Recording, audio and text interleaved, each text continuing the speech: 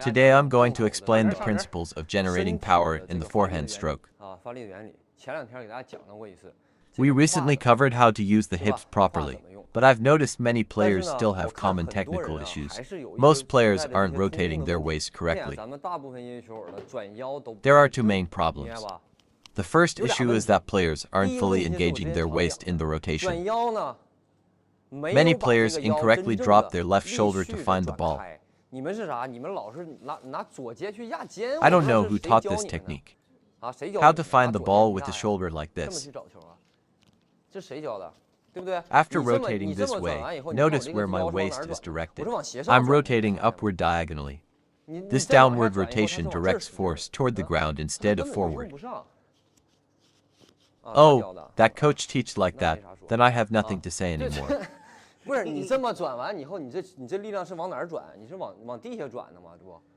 To move forward, you end up pushing with your shoulder instead of using waist power.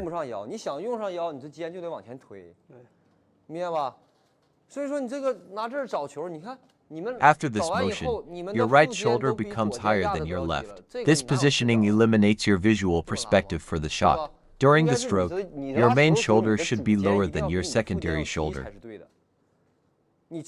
This allows us to store power on the right side of the body.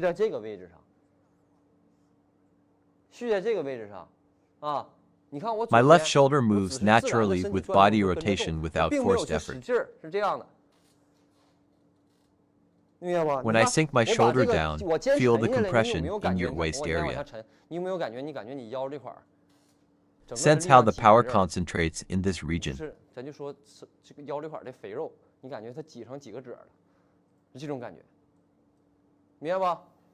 Then we maintain this compression while rotating back. Press down with your legs and rotate the hips open. Look at this ready position, which stance provides better vision for tracking the ball.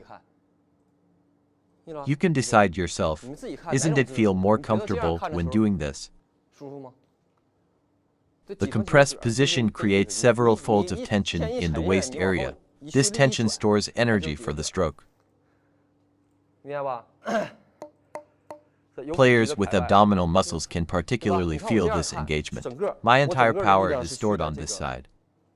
The shoulder on the main leg side remains relaxed. When my shoulder is lower on this side, both shoulder and elbow stay relaxed. Power transfers through the legs and hips to the hand. Try this yourself. When you press your left shoulder down like this, feel where the power accumulates. The energy gets stuck in your back.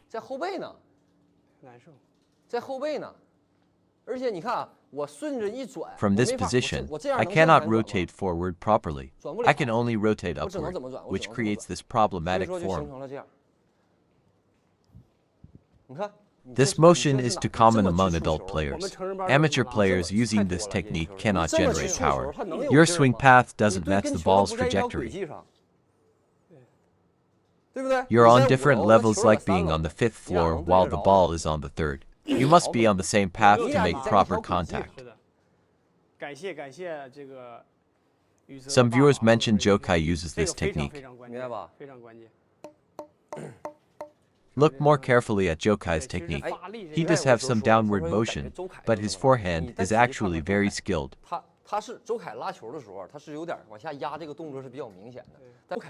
His spatial awareness and power generation are excellent, though his tempo might be slower. His forehand is very controlled. No high-level players use the incorrect technique I described. They wouldn't succeed with that form.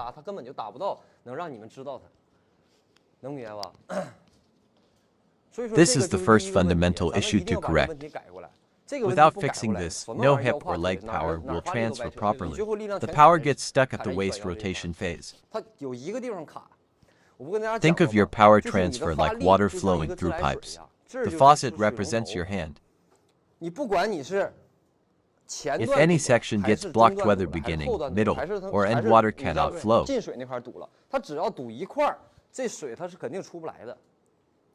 Changing faucets won't help if the blockage is internal.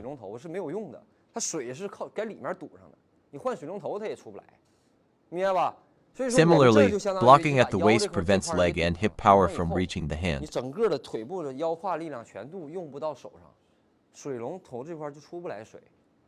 The final release of power and feel happens through the hand.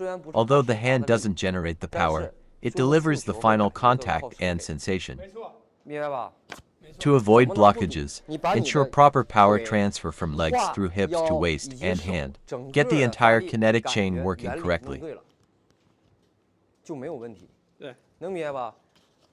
That covers the first key point. Everyone understand this first issue. When you practice later, record yourself with your phone. Review your stroke technique to identify this common problem.